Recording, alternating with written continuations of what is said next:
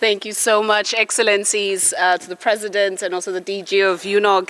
I'm absolutely honored to be on this panel, and having spoken after both Rebecca and Pamela, it's just a very difficult fit to continue, but they really set the foundations of what I would like to talk about.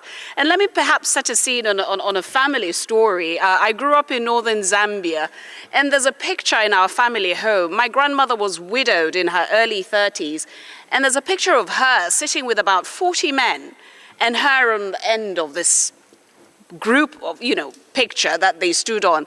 And I thought it was normal because I was a, 13-year-old, and I thought, oh, this is good. And I remember being at a family reunion, and I told my dad that I want to be a doctor. And an uncle of mine said, oh, you mean a nurse? And my father said, no, you heard her right. Well, I turned out not to be a doctor, but I happened to have a PhD in wetland hydrology. And I happen to be a Secretary General of a convention that really talks about something that's very critical and talks about water. Why does it matter now in the history of the world to have a woman Secretary General in the UN system? It is not a good to have thing. It is the essential thing to have. In a few months, same day as the independence of my country, Zambia, which will be celebrating 60 years on the 24th of October, we'll be celebrating 79 years of this institution. Next year, it's 80 years. The very credibility of the United Nations hinges on that. Why has it not happened? And as you rightly pointed out, Rebecca, we are really on the shoulders of giants, the women who paved the way. And I want to talk a little bit about our convention. This year was the first time that we had a campaign in the convention. This is the oldest multilateral environmental agreement at 53 years old. It's the first time we had a campaign on women and wetlands.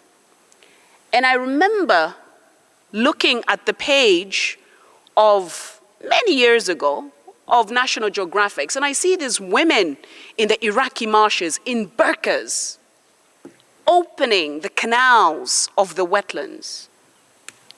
And Pamela, you say something that's very critical.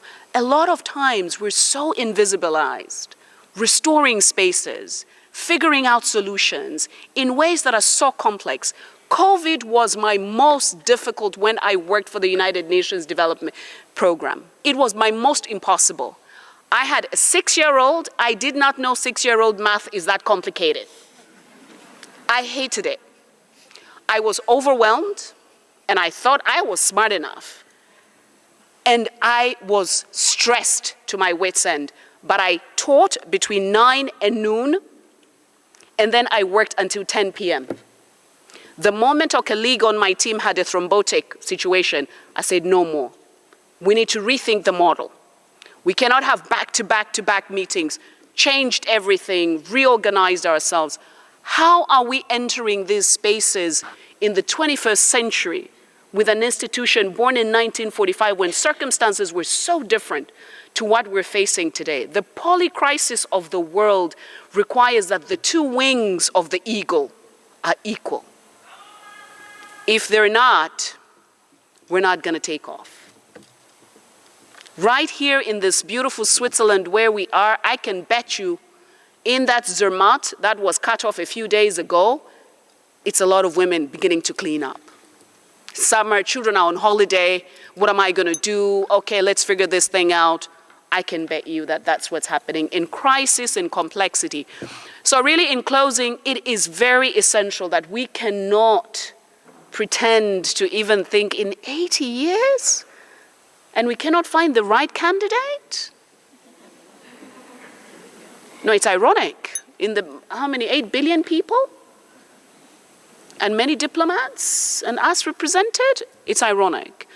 But all I can say is, when we talk about polycrisis, when we talk about war, as it's been rightly mentioned, when we talk about peace-building mechanism, when we just talk about homesteads, the gender dynamic and really the balance has played a role, and we have to recognize that. And I'm deeply honored to really be here, and I want to look forward to hearing some of the conversations in this room and the support processes that can be put in place to make sure that this becomes a reality when we hit the 80th mark of celebrating the United Nations, the very space that on the first line of the Charter says that equality is needed. Thank you.